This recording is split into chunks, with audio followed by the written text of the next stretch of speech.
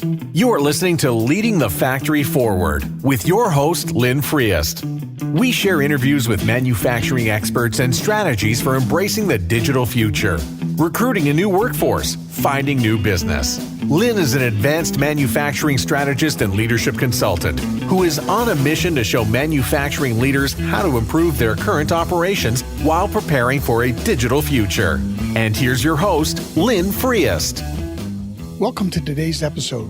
Our topic for today is 3 ideas for finding talent to grow your manufacturing business. How do you go about defining what's the talent you need? How can you prepare to train new talent? And finally, some ideas on where to start looking for new talent. So why is this important? In some sense, it's pretty obvious right now. We have a good economy, unemployment is low. Everyone's finding it hard to find people. And then there's a 2-part thing that not only do we need to find new people and train them, but we also have to be prepared to train our existing people for new skills and new technologies. A report from the Greater Raleigh Chamber of Commerce said 4 key things. Businesses expect to grow in their area. There's a wide range of demand for skilled workers for both technical and at the university level. Networks are still the most important tool for sourcing talent. And finally, the labor market in that greater Raleigh area has both a mix of strengths and challenges, and I'm sure that would be true of where your local labor market is. So again, the pain points. We can't find people. If we can find people, we know we're going to have to train them. In all of the surveys of manufacturers, but specifically in Iowa, Wisconsin, and North Carolina, they're not only indicating a shortage of trained people in manufacturing, but indicating a shortage of people in general. There just aren't enough people, and some of our most recent unemployment statistics have showed that. There literally are more jobs available than there are people looking for them. So obviously people with skills tend to have work, and it's more of a challenge now for manufacturers to find people of any type to train and bring into the organization. Many manufacturers are saying they could grow their business, but they literally can't find enough people to do that. They have the opportunities, they have the customers, they have people ready to purchase their products, but they can't find the people to make those products. Another thing coming up is the baby boomers are starting to exit in greater and greater numbers. And by the year 2020, some projections say there'll be 10 million unfilled manufacturing jobs because of retirements, not to mention the possibility of an increased and improving economy. Finally, work is changing. We not only need to have new people and train them, but we also have the challenge of upskilling all of our existing workforces and actually the manufacturing leadership too, because technology is changing and all of our operations have to grow with that. So this first item, what's the talent that you need? I'd suggest, and we'll mention it again later, make a list of key work activities that you need help with.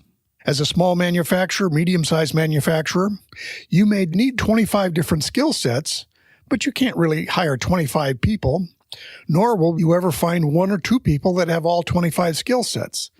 So again, you have to start thinking differently about how you fill some of these roles. What are the hours per week or month that you need these skills? Again, as you look at how you handle your legal requirements and your accounting requirements, you don't have these people full-time on your staff. You're hiring hours of time and just what's needed. So have that mindset in your perspective as you go looking for what are the skills I needed. More importantly, how much of that do I need? Boil it all the way down to how many hours per week or month do you really need those specific skills?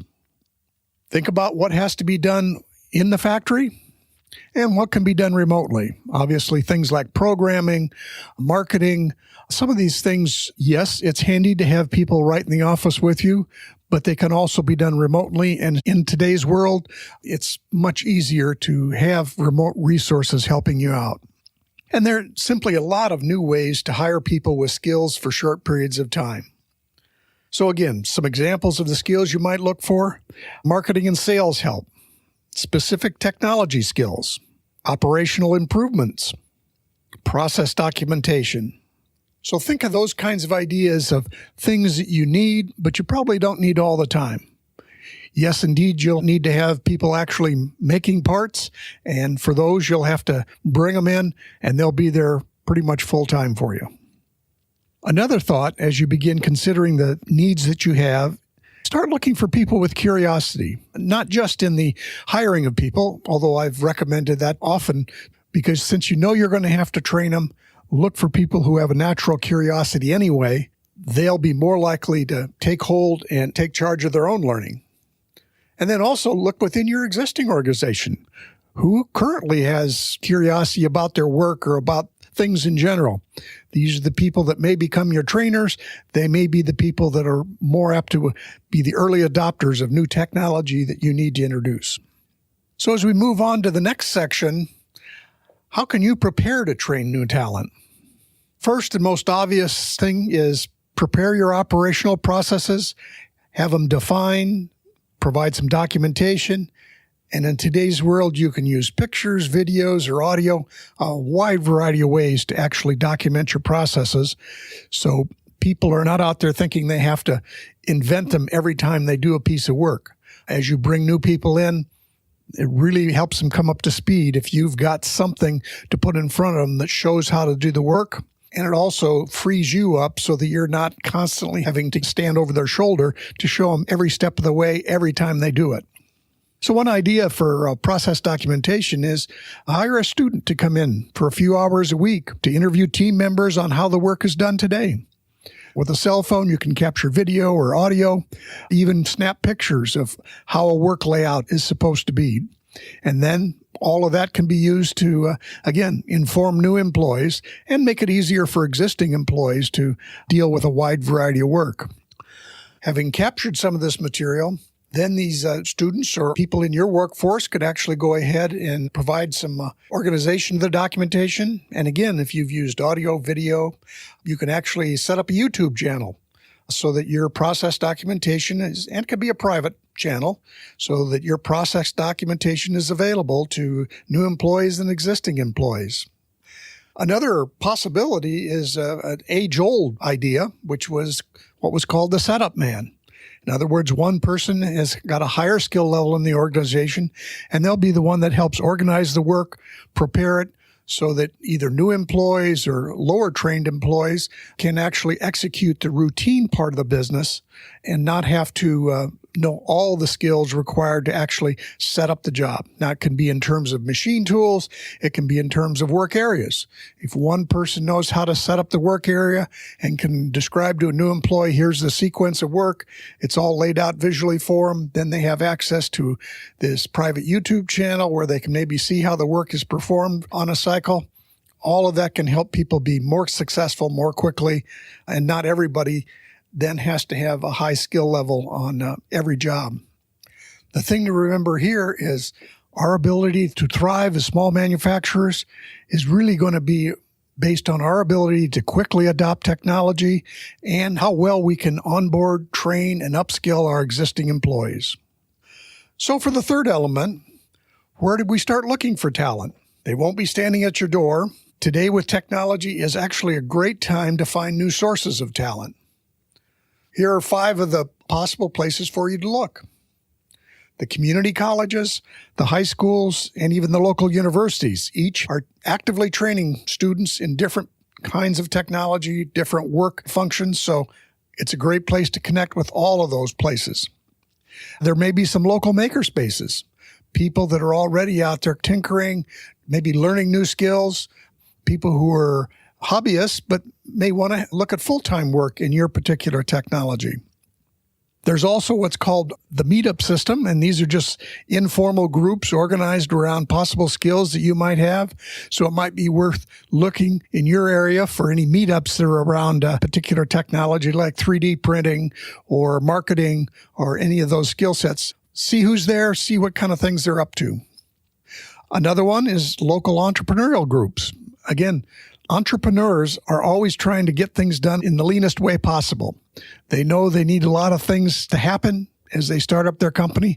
They have a wide variety of people they might know, and they could be some of the people that can help you out.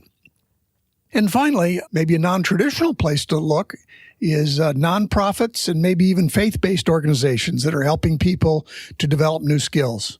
They're working with these people, maybe not in your particular skill sets, but in general, they're trying to help people upgrade their skills to be more employable, a place to find new talent that maybe you haven't looked for in the past. Then finally, you can look at online resources to hire specific tasks or skills. Some of the online resources that I've heard of are TaskRabbit, Fiverr, and Upwork.